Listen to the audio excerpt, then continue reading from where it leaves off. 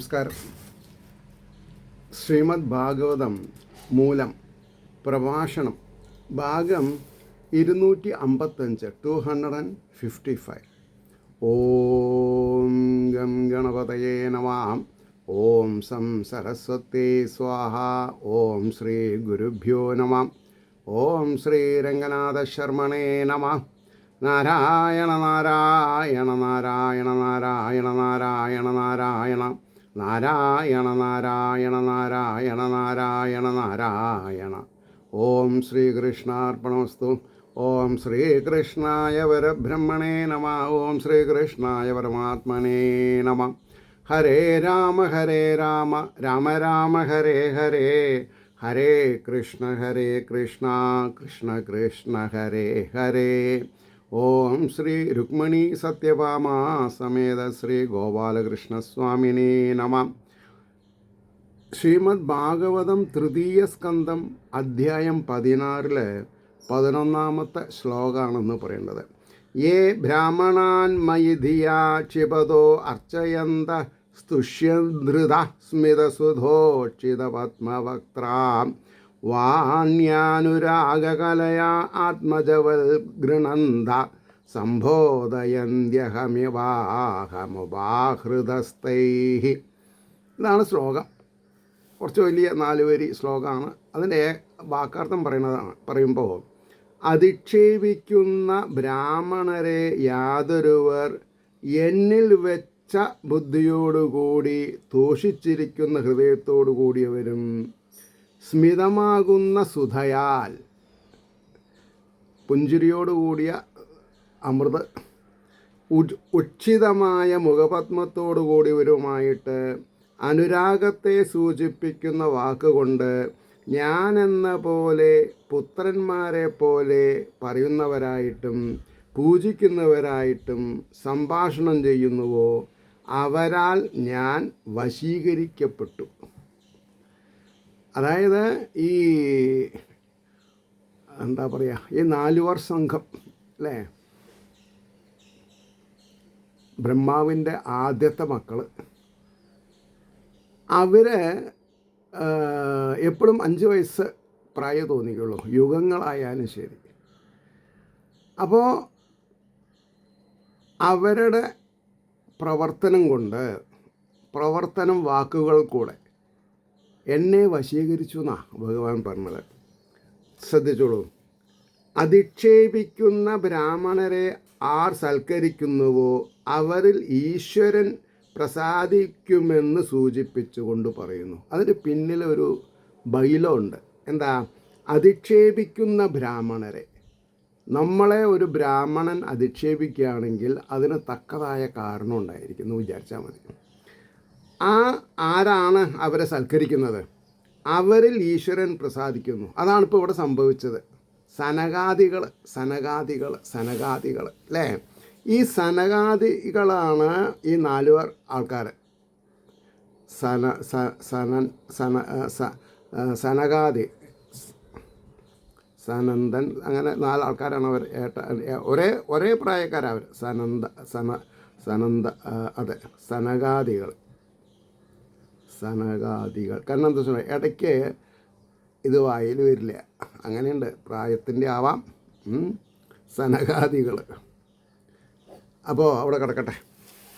അപ്പോൾ പറഞ്ഞു അധിക്ഷേപിക്കുന്ന, അപ്പോൾ പറഞ്ഞു ബ്രാഹ്മണർ അധിക്ഷേപിച്ചാലും അവരിൽ ഞാനെന്നുള്ള ബുദ്ധിയോടുകൂടെ, അതായത് ഇവിടെ വാസ്തവത്തിൽ നമ്മളൊക്കെ അഹം ബ്രഹ്മാസ്മി എന്ന് പറയാനുള്ള ജ്ഞാനം ഉണ്ടാക്കണം എന്നുള്ളത് ഒരു പ്രൊവിഷനുണ്ട്. അത് നമ്മളാരും ചെയ്യണില്ല. അവിടെയാണ് ഈ അബദ്ധം. ജനിച്ച മുതൽ മരണം വരെ അദ്വൈതത്തിലാണ് നമ്മൾ. അദ്വൈതത്തിന് പകരം ദ്വൈതത്തിലാണ് നമ്മൾ. ഗണപതിയെ തൊഴുതുവോ, ഭഗവതിയെ തൊഴുതുവോ, ശിവനെ തൊഴുതുവോ ഇങ്ങനെ ചോദിക്കും. ഇതൊക്കെ ഒന്നാണ്, ഓരോ കാര്യങ്ങൾക്ക് വേണ്ടിയിട്ട് അവതാരം എടുത്തിട്ടുള്ളവരാണ് എന്ന് പറഞ്ഞു തരാൻ നമ്മളെ അച്ഛനമ്മമാർക്കും കഴിവുണ്ടായിരുന്നില്ല. അതാണ് സത്യം. അത് നമ്മൾ സമ്മതിക്കാണ്ടിരിക്കാൻ പറ്റില്ല. അപ്പോൾ അധിക്ഷേപിക്കുന്ന ബ്രാഹ്മണരെ ആർ സൽക്കരിക്കുന്നുവോ അവരിൽ ഈശ്വരൻ പ്രസാദിക്കുമെന്ന് സൂചിപ്പിച്ചുകൊണ്ട് പറയുന്നു. ബ്രാഹ്മണർ അധിക്ഷേപിച്ചാലും അവരിൽ ഞാൻ എന്നുള്ള ബുദ്ധിയോടുകൂടെ ഭഗവാനാണ് അവർ എന്നിട്ട് ധരിച്ചിട്ട് മുണ്ടാണ്ടിരുന്നാൽ മതി. അപ്പോൾ ഈശ്വരഭാവനയോടെ അവർ ചെയ്ത അധിക്ഷേപത്തെക്കുറിച്ച് പരിഭവിക്കാതെ സന്തോഷിക്കുകയും മുഖത്തിൽ മന്ദഹാസം സ്ഫുരിക്കുകയും വേണം. അതായത് ഇതിൻ്റെ നട്ഷൽ എന്താണെന്ന് ചോദിച്ചിട്ടുണ്ടെങ്കിൽ, ആരെന്ത് ചെയ്താലും അതിൻ്റെ ഗുണഗണങ്ങൾ അവരിൽ നിക്ഷിപ്ത, നമ്മളിലല്ല നിക്ഷിപ്തം. അപ്പോൾ നമ്മളത് മറ്റുള്ളവർക്ക് പോയിൻ്റ് ഔട്ട് ചെയ്യുന്നതിന് പകരം നമ്മൾ മിണ്ടാതേണ്ടിരിക്കുക. അതാണ് എൻ്റെ ഗുരുനാഥൻ എന്നെ പഠിപ്പിച്ചത്. Don't become A professional, remain as an amateur. കാരണം പുറത്തു പോയാലല്ലേ മറ്റുള്ളവരുടെ തെറ്റ് കാണുള്ളൂ. അതെന്തിനാണ് നമ്മൾ ശ്രദ്ധിക്കണത്? നമ്മൾ മിണ്ടാതേണ്ടിരിക്കുക. അതിൽ നഷ്ടബോധം തോന്നരുത്. വെറുതെ ഇരിക്കുകയല്ലല്ലോ. വീട്ടിലിരുന്നിട്ട് ഭാഗവതം ഉപാസിക്കല്ലേ. വീട്ടിലിരിക്കുക കൊണ്ടല്ലേ ഈ മഹാഭാരതം വായിച്ചു തീർക്കാൻ സാധിച്ചത്. ഇങ്ങനെ സമാധാനിക്കുക. അപ്പോൾ ഈശ്വരനെ പ്രത്യക്ഷത്തിൽ എല്ലാവരിലും ഈശ്വരരൂപികളായിട്ട് കണക്കാക്കിയാൽ മതി എന്നാണ് പറഞ്ഞതിൻ്റെ താല്പര്യം. എന്നാൽ അവർ ചെയ്യുന്ന പാപങ്ങളിൽ നിന്ന് അവർ വിമുക്തരാവില്ല, അവരനുഭവിക്കും. അത് നമ്മൾ പറഞ്ഞിട്ട് വേണ്ടാന്നർത്ഥം.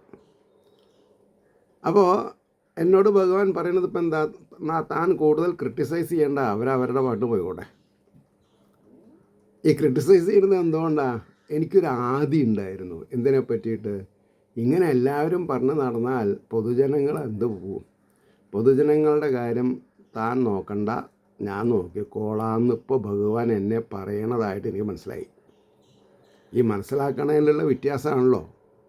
അതുകൊണ്ടാണ് പറഞ്ഞത്, പുത്രന്മാർ ചെയ്ത അപരാധത്തെ സഹിച്ച് അവരോട് അനുരാഗസൂചകമായ വാക്ക് പറയുന്നത് പോലെ ബ്രാഹ്മണരെ ആർ സൽക്കരിക്കുന്നുവോ അവർ എന്നെ വശീകരിച്ചവരാകുന്നു. അങ്ങനെയാണ് തീരുമാനമായത്. 12.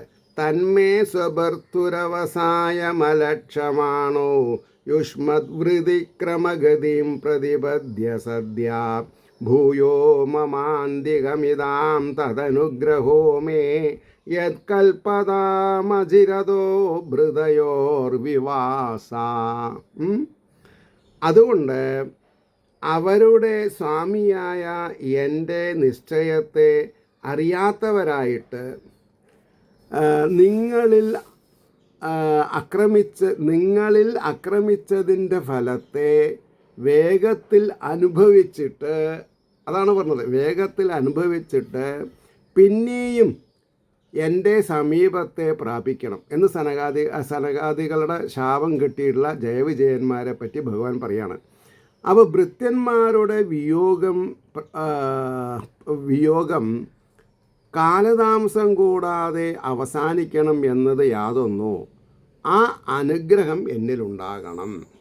അതായത് നിങ്ങൾ അവരെ ശപിക്കുക മാത്രമല്ല, ശാപമോക്ഷം കൊടുത്തിട്ടുണ്ട്. 3 ആസുരീയ ജന്മം എടുത്താൽ മതി എന്നാണ് പറഞ്ഞത്. അത് കഴിഞ്ഞാൽ എൻ്റെ കിങ്കരന്മാരായിട്ട് അവർക്ക് തുടരാം. അപ്പോൾ അവർ അപ്രീഷിയേറ്റ് ചെയ്തത് ഭഗവാൻ.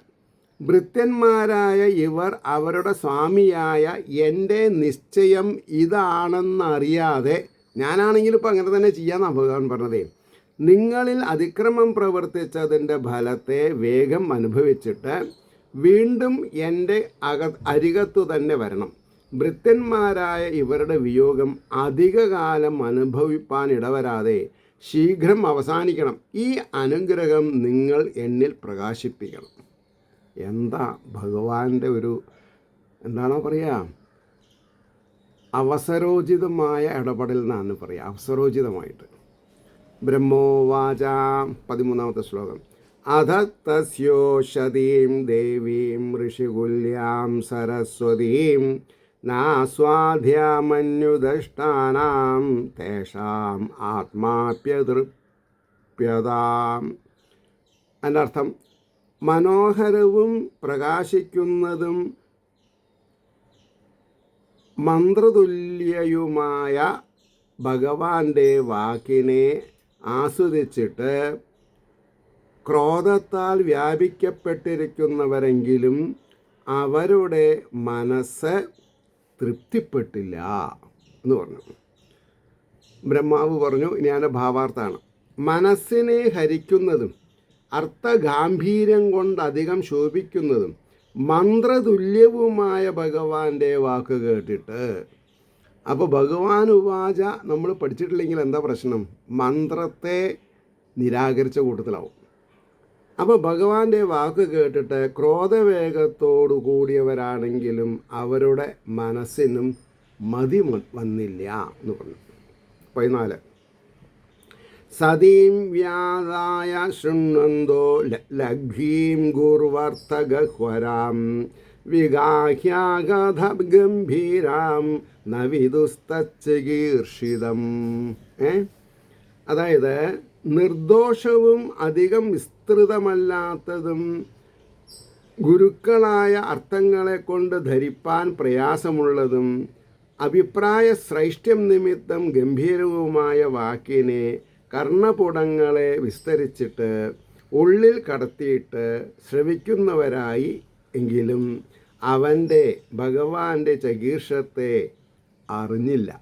അതായത് ഭഗവാൻ പറഞ്ഞതൊക്കെ കേൾക്കാൻ എല്ലാവർക്കും കേട്ട് മനസ്സിലാക്കാൻ സാധിച്ചു എന്ന് വരില്ല. അതാണ്ടായത്.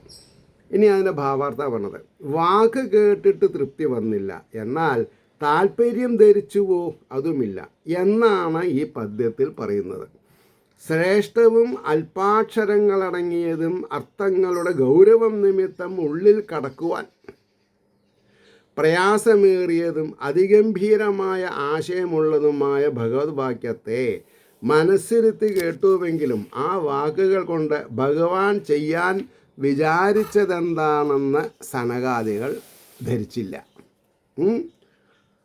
അവർക്ക് പ്രിയോറിറ്റി കൊടുത്ത് പുറത്ത് കൊടുക്കുക, അങ്ങനെയാണല്ലോ ഭഗവാൻ ചെയ്യാൻ പോണത്. ഇനി 15ാമത്തെ ശ്ലോകം നോക്കൂ. തേ യോഗമായയാ ആരബ്ധപാരമേഷ്ട്യം മഹോദയം പ്രോജുപ്രാഞ്ജലയോ വിപ്രാ പ്രഹൃഷ്ടാ ക്ഷുഭിതധ്വജാ. യോഗരൂപിണിയായ മായയാൽ ആരംഭിക്കപ്പെട്ട പാരമേഷ്ടത്തിൻ്റെ മഹതോദയത്തോടു കൂടിയവനെ അവർ കണ്ടിട്ട് അഞ്ജലീബന്ധം ചെയ്തവരും ക്ഷോഭിച്ചിരിക്കുന്ന ത്വക്കോടുകൂടിയവരും ഏറ്റവും സന്തോഷിച്ചവരായിട്ട് അവർ പറഞ്ഞു. ഭഗവാന്റെ ആജ്ഞയെ അനുസരിക്കുന്ന അചിന്ത്യയായ ശക്തിയാൽ, ചിന്തിച്ചാൽ മനസ്സിലാക്കാൻ സാധിക്കാത്തത്, ഉണ്ടാക്കപ്പെട്ട മഹത്തായ ഐശ്വര്യത്തിൻ്റെ ഉൽപ്പത്തി സ്ഥാനമായിരിക്കുന്ന ഭഗവാനെ കണ്ടതുകൊണ്ട് ഏറ്റവും ആനന്ദിച്ചും രോമാഞ്ചം വഹിച്ചിരിക്കുന്ന ശരീരത്തോടു കൂടിയുമിരിക്കുന്ന ആ സനകാദികൾ അഞ്ജലി ബന്ധം ചെയ്തുകൊണ്ട് പറഞ്ഞു. ഋഷയാ ഊജുഹു. 16ാമത്തെ ശ്ലോകം. നവയം ഭഗവൻ വിസ്മതസ്ഥവ ദേവചികീർഷിതം കൃതോ മേ അനുഗ്രഹശ്ചേതി യദധ്യക്ഷാ പ്രഭാഷസേ. അതിൻ്റെ വാക്കാർത്ഥം പറയുമ്പോൾ, എനിക്ക് അനുഗ്രഹം ചെയ്യപ്പെട്ടു എന്ന് സ്വാമി പറയുന്നുവെന്നത് യാതെന്നോ ഐശ്വര്യപൂർണനായ ദേവ, അങ്ങയുടെ ഇച്ഛയെന്തെന്ന് ഞങ്ങൾ അറിയുന്നില്ല. അങ്ങനെയാണ്. ഭഗവാനെ കണ്ടു സന്തോഷമായി, കാര്യങ്ങളൊക്കെ ശരിയാണ്. ഭഗവാൻ എന്ത് ചെയ്യാൻ പുറപ്പെടണു എന്നുള്ളത് നമുക്ക് ആർക്കും പറയാൻ പറ്റില്ല. ചെയ്തതിൻ്റെ ശേഷം നമുക്ക് പറയാം ഇതായിരുന്നു എന്നുള്ളത്, അത്രയേ ഉള്ളൂ. അപ്പോൾ പറഞ്ഞു, എല്ലാം അറിഞ്ഞിരിക്കുന്ന ഐശ്വര്യപരിപൂർണനായ ഹേ ദേവ, സ്വാമിയായ നിന്തിരുവടിയെ ഞങ്ങൾ അനുഗ്രഹിച്ചുവെന്ന് അങ്ങ് അരുൾ ചെയ്യുന്നു. ഈ വാക്കുകൾ കൊണ്ട് അങ്ങ് വിചാരിച്ചിരിക്കുന്ന അഭിപ്രായം എന്താണെന്ന് ഞങ്ങൾ അറിയുന്നില്ല എന്നാണ് പറഞ്ഞത്. അതായത് ഞങ്ങളുടെ ശാപവും ശാപമോക്ഷവും ഒക്കെ എങ്ങനെയാണ് അങ്ങക്ക് സൗകര്യമായിട്ട് വരിക, അതറിയണില്ല എന്നാണ് പറഞ്ഞത്.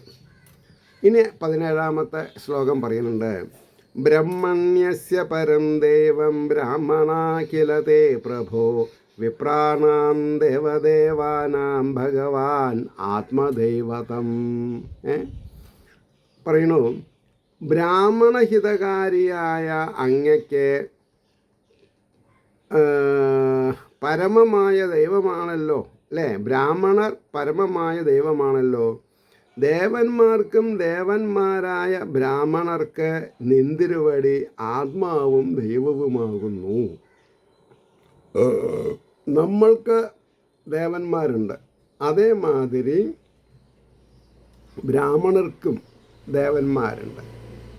അപ്പോൾ ബ്രാഹ്മണരുടെ ദേവൻ ഈശ്വരനാണ്, ശ്രീകൃഷ്ണനാണ്, അല്ലെങ്കിൽ മഹാവിഷ്ണുവാണ്. നമ്മുടെ വക നമ്മൾ ബ്രാഹ്മണരാവണില്ല എന്ന് മാത്രം, ബ്രാഹ്മണ്യം നേടിയ ബ്രാഹ്മണനായി. അപ്പോൾ പറയണു, അതിൻ്റെ വാക്കാർത്ഥം പറയുന്നുണ്ട്, ബ്രാഹ്മണ ഹിതകാരിയായ, ബ്രാഹ്മണർക്ക് ഹിതത്തെ ചെയ്യുന്നവരൊക്കെ സേഫാന്നാണ് പറയാം. ബ്രാഹ്മണർ പരദൈവ പരമമായ ദൈവമാണല്ലോ. ദേവന്മാർക്കും ദേവന്മാരായ ബ്രാഹ്മണർക്ക് നിന്തിരുവടി ആത്മാവും ദൈവം. ഞാനൊന്ന് റിപ്പീറ്റ് ചെയ്ത് പറയേണ്ടി വന്നു, എൻ്റെ മനസ്സിനൊരു കൃതാർത്ഥത കിട്ടാൻ വേണ്ടിയിട്ട്. ഇനി നമുക്ക് അതിൻ്റെ ഭാവാർത്ഥം അന്വേഷിക്കാം. ഭഗവത് വചനം ലോകഹിതത്തിനുണ്ടായതാണെന്ന് ഊഹിച്ച്, അല്ലെങ്കിൽ ഊഹിക്കണം, സനകാദികൾ അതിനെ സൂചിപ്പിക്കുന്നു. വേദോക്ത കർമ്മങ്ങളെയും അവയെ ധർമ്മമായി സ്വീകരിക്കുന്ന ബ്രാഹ്മണരെയും ലോകം ബഹുമാനിക്കണം എന്നുള്ള അഭിപ്രായത്തെ ഉറപ്പിക്കുവാൻ വേണ്ടിയിട്ട് മാത്രമാണ് ബ്രാഹ്മണരും വേദവും അങ്ങയുടെ ദൈവമാണെന്ന് അരുളി ചെയ്തത്. പരമാർത്ഥത്തിൽ യാഗാദി കർമ്മങ്ങൾ കൊണ്ട് ദേവന്മാരെ ആരാധിക്കുന്ന ബ്രാഹ്മണർക്ക് ആത്മാവായും ആരാധ്യനായും ഇരിക്കുന്നത് ഭഗവാനായ നിന്തിരുവടി തന്നെയാകുന്നു എന്നാണ് പറഞ്ഞതിൻ്റെ താല്പര്യം. ഇനി 18ാമത്തെ ശ്ലോകം. സനാതനോ ധർമ്മോ രക്ഷ്യത്തെ തനുഭിസ്തവ ധർമ്മസ്യ പരമോ ഗുഹ്യോ നിർവികൽപോ ഭവാൻ മതി. ഇതാണ് ശ്ലോകം. എന്നും നിലനിൽക്കുന്നതായ ധർമ്മം ഏത്? ഈ സനാതനം എന്ന് പറഞ്ഞാൽ എന്നും നിലനിൽക്കുന്നത്. ആര് ഉപേക്ഷിച്ചാലും, ആര് കയർത്താലും, ആര് നിരാകരിച്ചാലും ഇതിനൊന്നും പറ്റില്ല. കാരണം എന്താ? ഇതിൻ്റെ സ്വഭാവം അങ്ങനെയാണ്. അതുകൊണ്ട് അങ്ങയിൽ നിന്നുണ്ടായി അങ്ങയുടെ മൂർത്തികളാൽ രക്ഷിക്കപ്പെടുന്നു. ധർമ്മത്തിൻ്റെ രഹസ്യവും ഉത്കൃഷ്ടവുമായ ഫലം വികൽപ്പരഹിതനായ, അതായത് ഈ സനാതനധർമ്മത്തിൻ്റെ രഹസ്യം എന്താ? വികൽപ്പരഹിതനായ അങ്ങ് തന്നെ എന്ന് സമ്മതമാകുന്നു. നമ്മൾ ആരാണ് നമ്മളിലിരിക്കുന്നത്? വികൽപ്പരഹിതനായ ചൈതന്യം. ചൈതന്യത്തിൻ്റെ താഴെയാണ് ആര്? ചൈതന്യത്തിൻ്റെ നിയന്താവാണ്. അല്ലെങ്കിൽ ഈ അതിന് വേറൊരു അർത്ഥത്തിൽ പറയുകയാണെങ്കിൽ ഈ മായ ആരുടെ നിയന്താവാ? ആരുടെ നിയന്ത്രണത്തിലാണ്? മായയ്ക്ക് അതീതമായിരിക്കുന്ന ചൈതന്യത്തിൻ്റെ. നമ്മൾക്ക് അങ്ങനെ ആവണമെങ്കിൽ നമ്മൾ പ്രവർത്തിക്കണം. ഭഗവാന് പ്രവർത്തിക്കേണ്ട ആവശ്യമില്ല. ഇനി അതിൻ്റെ ഭാവാർത്ഥം പറയാണ്. ലോകഹിതത്തിനുപകരിക്കുന്ന സനാതനമായ വർണ്ണാശ്രമാദി ധർമ്മം അങ്ങയിൽ നിന്നുണ്ടായി അങ്ങയുടെ അവതാരമൂർത്തികൾ തന്നെ അവയെ സംരക്ഷിക്കുന്നു.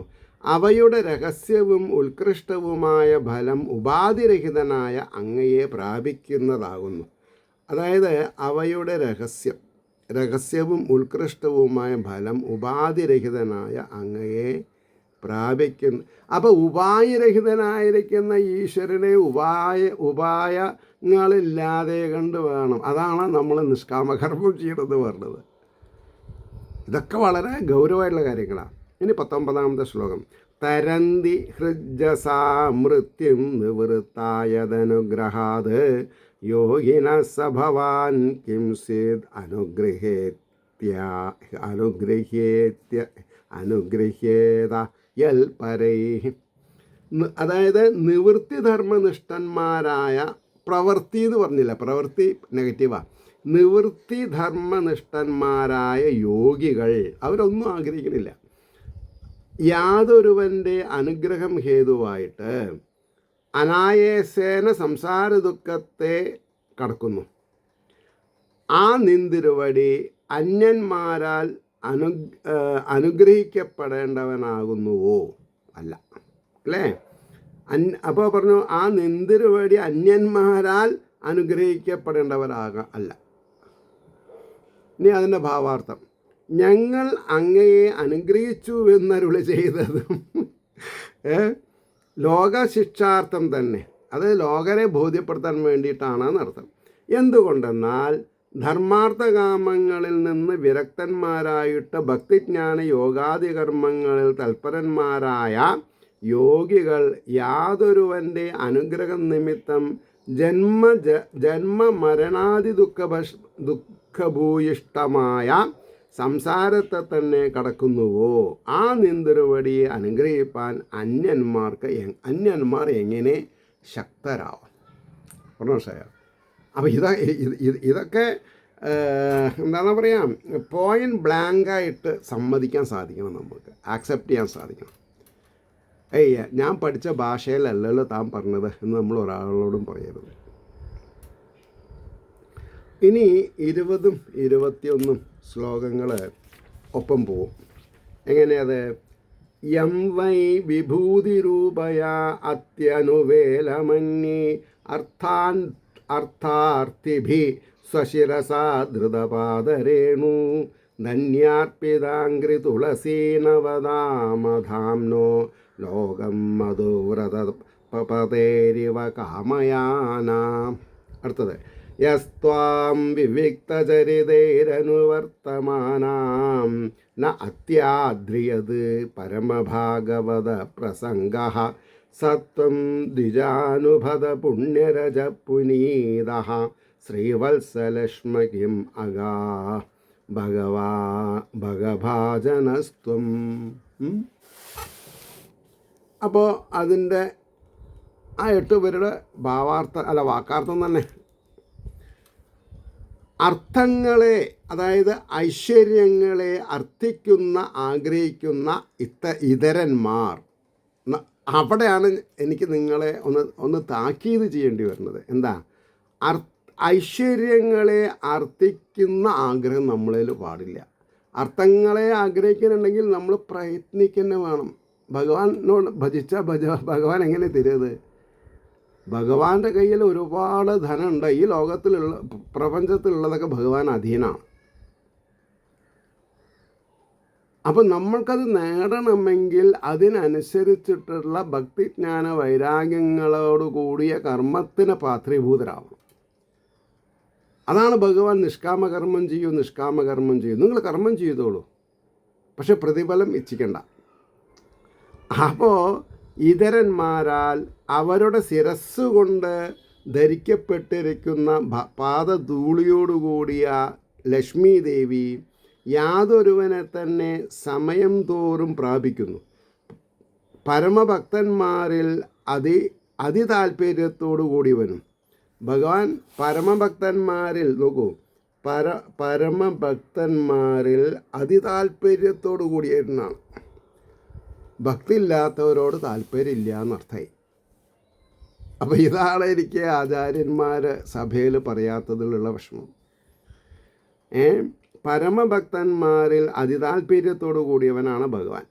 ഐശ്വര്യസ്ഥാനഭൂതനുമായ യാതൊരുവൻ ധന്യന്മാരാൽ സമർപ്പിക്കപ്പെട്ടിരിക്കുന്ന പാദത്തിൽ കിടക്കുന്ന തുളസി കൊണ്ടുള്ള പുതിയ മാലയിൽ വസിക്കുന്ന വണ്ടുകളുടെ അധിപൻ്റെ സ്ഥാനത്തെ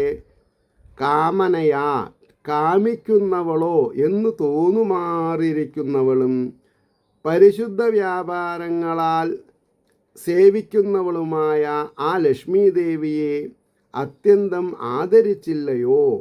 ആ നിന്തിരുവടി ആ നിന്തിരുവടി ദ്വിജന്മാരുടെ പാദധൂളിയാൽ പരിശുദ്ധനായിട്ട് ശ്രീവത്സം എന്ന മറുവിനെ പ്രാപിച്ചുവോ? അതായത് ഈ ഭഗവാന്റെ അല്ലെങ്കിൽ ആർക്കാണ് ഈ ലോകത്തിൽ വെച്ചിട്ട് ഏറ്റവും ജാസ്തി ക്ഷമ എന്നുള്ള, അപ്പോഴാണ് ഈ ശ്രീവത്സം എന്നുള്ള മറുക് കിട്ടിയിട്ടുള്ളത്. അപ്പോൾ ആ കഥയാണ് ഇവിടെ ധരിച്ചത്. ഇനി അതിൻ്റെ എല്ലാം കൂടി ആ 2 ശ്ലോകത്തിൻ്റെയും കൂടെയുള്ള ഭാവാർത്ഥമാണ് പറഞ്ഞത്. ബ്രാഹ്മണ പാദധൂളിയെ സേവിച്ചത് കൊണ്ടാണ് ലക്ഷ്മി ദേവി അങ്ങയെ ഉപേക്ഷിക്കാത്തത് എന്നരുളി ചെയ്തതും. ഒരു മാറിൽ ഒരു ഭാഗത്ത് ഈ പറഞ്ഞ കസ്തൂപം എന്നുള്ള മറുക്, വേറൊരു ഭാഗത്ത് ലക്ഷ്മി ദേവി. അപ്പോൾ ബ്രാഹ്മണ പാദധൂളിയാണല്ലോ ഈ മറുകുണ്ടാവാനുള്ള കാരണം. അപ്പോൾ സേവിച്ചതുകൊണ്ടാണ് ലക്ഷ്മി ദേവി അങ്ങയെ ഉപേക്ഷിക്കാത്തത് എന്നരുളി ചെയ്തതും ലോകത്തിലുള്ളവർ ബ്രാഹ്മണരെ ആദരിക്കണമെന്ന് കാണിപ്പാൻ വേണ്ടി മാത്രമാണെന്ന് പറഞ്ഞ് സ്തുതിക്കുന്നു. ഐശ്വര്യാദികളെ ആഗ്രഹിക്കുന്ന അന്യദേവ മനുഷ്യാദികൾ യാതൊരുത്തിയെ ശിരസ്സുകൊണ്ട് നിത്യം നമസ്കരിക്കുന്നുവോ ആ ശ്രീദേവി പരിശുദ്ധങ്ങളായ ആ ചരണങ്ങളിൽ നിന്തിരുവടിയെ നിത്യവും അവസരം നോക്കി സേവിക്കുന്നത് കണ്ടാൽ ചഞ്ചല സ്വഭാവമുള്ള വണ്ടുകളുടെ അധിപനായ ഭ്രമരം ധന്യന്മാർ സമർപ്പിക്കുന്ന പാദതുളസിമാലയെ വിട്ടുപോകാതെ വസിക്കുന്നതായിട്ട് കണ്ടിട്ട് ആ ഭ്രമരത്തിന് കിട്ടുന്ന സ്ഥാനം തനിക്കും കിട്ടിയാൽ മതിയെന്നുള്ള താല്പര്യമുള്ളവളോ ശ്രീദേവി എന്ന് തോന്നാം. പരമഭക്തന്മാരിൽ പരമപ്രേമത്തോടുകൂടിയും സ്വതേ ഐശ്വര്യസ്ഥാനുഭൂതനുമായിരിക്കുന്ന നിന്തിരുവടി ആ ശ്രീദേവിയെ കൂടെ അധികം ആദരിക്കാറില്ല. അത്രത്തോളം വൈഭവമുള്ള അങ്ങയെ ബ്രാഹ്മണപാദധൂളിയോ പരിശുദ്ധനാക്കുന്നത്? അതിനു വേണ്ടിയിട്ടോ ശ്രീവത്സം എന്ന അത് ഞാനത് കസ്തൂവെന്ന് പറഞ്ഞു, അത് രത്നമാണ് കേട്ടോ. അപ്പോൾ ഇത് ശ്രദ്ധിക്കുക. ശ്രീവത്സമാണ് മാറിടത്തിൽ ധരിച്ചിട്ടുള്ളത്, മറുക് ഭൃഗുമനുഷ്യയുടെ. ആ വാക്ക് ലോകശിക്ഷാർത്ഥം മാത്രമാണ്, ലോകരെ ബോധിപ്പിക്കാൻ വേണ്ടിയിട്ട്. വെറുതെ വാക്കാർത്ഥം എടുത്തിട്ട് നമ്മളൊന്നും ചെയ്യാൻ പാടില്ല. അപ്പോൾ പറഞ്ഞു, ഭൃഗുമഹർഷിയുടെ കാലടിപ്പാടാണ് ശ്രീവത്സം എന്ന കഥ സ്മരിക്കണം എന്ന് പറഞ്ഞു. ഇനി 22ാമത്തെ ശ്ലോകമാണ് പറയാൻ പോണത്. ധർമ്മസ്യ തേ ഭഗവൽ സ്ത്രീയുഗാത്രിഭിസ്വൈ പദ്ഭിശ്ചരാചരമിദം ദ്വിജദേവതാർത്ഥം നൂനം മൃതം തദഭിഗാതിരജസ്തമശ്ച സത്വേന നോ വരദയാ തനുവാം നിരസ്യാം. അവ പറയണു, 3 യുഗത്തിലും അവതരിക്കുന്ന ദേവ, ധർമ്മമൂർത്തിയായും ഭഗവാനായും ഇരിക്കുന്ന അങ്ങയുടെ സ്വകീയങ്ങളായ 3 പാദങ്ങൾ കൊണ്ട് ആണല്ലോ അളന്നത് ഈ ഭൂമിനെ.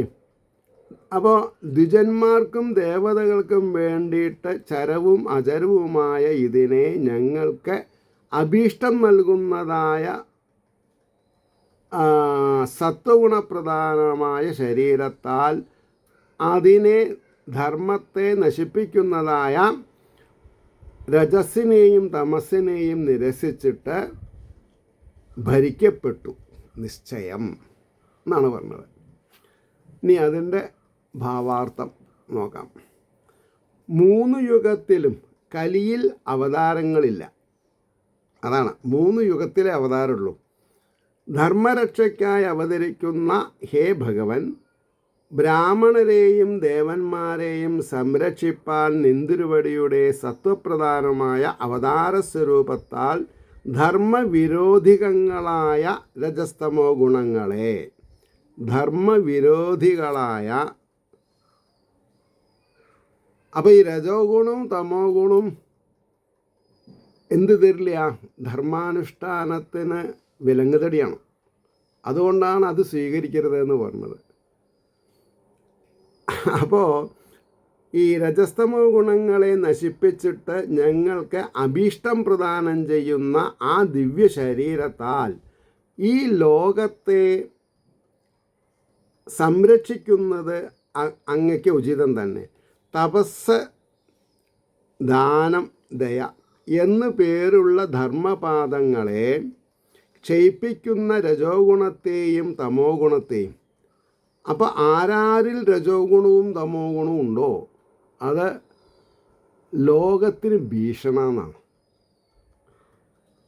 നശിപ്പിച്ച് ലോകത്തെ സംരക്ഷിക്കുന്നതിന് അങ്ങയുടെ അസാധാരണ ഗുണങ്ങളായ തപസ്, ദാനം, ദയ ഇത് അത്യന്താപേക്ഷിതമാണ്, ഉണ്ടാവണം എന്ന് പേരുള്ള 3 പാദങ്ങളെ കൊണ്ട് ധർമ്മപാദങ്ങളുടെ ന്യൂനതകളെ തീർത്ത് ചരാചരാത്മകമായിരിക്കുന്ന ഈ ലോകത്തെ നിത്യവും ഭരിക്കുന്നത് അങ്ങയുടെ അവതാര പ്രയോജനമാകുന്നു നിശ്ചയം. വലിയ ഗഹനപരമായിട്ടുള്ളൊരു കാര്യമാണ് പറഞ്ഞു നിർത്തിയത്. പരമശയിലേ അവിടെ നമുക്ക് നിർത്താം. ബാക്കി ഭാഗം നമുക്ക് അടുത്ത ദിവസം തുടരാം മനസ്സിലായില്ലേ. അപ്പോൾ ഇതിപ്പോൾ 255. ഇനി നമ്മൾ നാളെ പറയാൻ പോകുന്നത് 256. അപ്പോൾ സാക്ഷാൽ ശ്രീഹരിയുടെ അനുഗ്രഹാശിസ്സുകൾ അവരവരുടെ കർമ്മഫലങ്ങൾക്ക് അനുസരിച്ചിട്ടാണ് കിട്ടുക എന്നുള്ളതാണ് സത്യം. അത് കിട്ടുമ്പോഴും നമ്മൾ എന്ത് ചെയ്യണം? നിഷ്കാമകർമ്മം നിരതം ചെയ്യണം, അതായത് എപ്പോഴും ചെയ്തുകൊണ്ടിരിക്കണം. എന്നിട്ടോ പ്രാർത്ഥനകളോ അത് സാക്ഷാൽ എന്താണ് പറയുക, ഭൂതനാഥ സദാനന്ദ അല്ലേ, ഭൂതനാഥനായിരിക്കുന്ന ഭഗവാൻ സദാനന്ദൻ എന്ന് പറഞ്ഞാൽ ലോകാസമസ്ത സുഖിനോ ഭവന്തു ആയിരിക്കണം. ലോകാസമസ്ത സുഖിനോ ഭവന്തു ആയിരിക്കണം. എന്നാൽ എല്ലാവിധ ക്ഷേമങ്ങളും ഐശ്വര്യങ്ങളും നമ്മളെ വിട്ടു പിരിയാതെ കണ്ട് കഴിച്ചു കൂട്ടാം എന്ന് ഓർമ്മിപ്പിച്ചുകൊണ്ട് വാക്കുകളെ ഉപസംഹരിക്കുന്നു. നാളെ കാണാം. നമസ്കാരം.